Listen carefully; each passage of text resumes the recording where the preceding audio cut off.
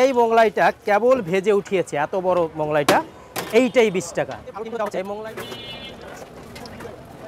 350 টাকা কেজি কাঁচামরিচ, তারপর আমরা কাঁচামরিচ বেশি পেঁয়াজ, এখানে কোনো ভেজালের কোনো কিছু নাই। এখানে যা আছে সব সামনাসামনি তৈরি করে দেওয়া হয়।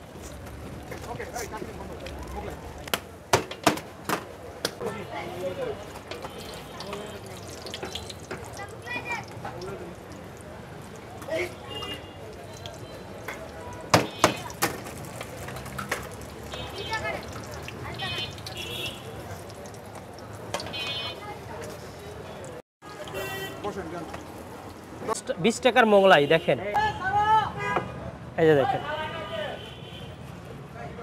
20 টাকার মোগলাই হিসেবে খুবই ভালো।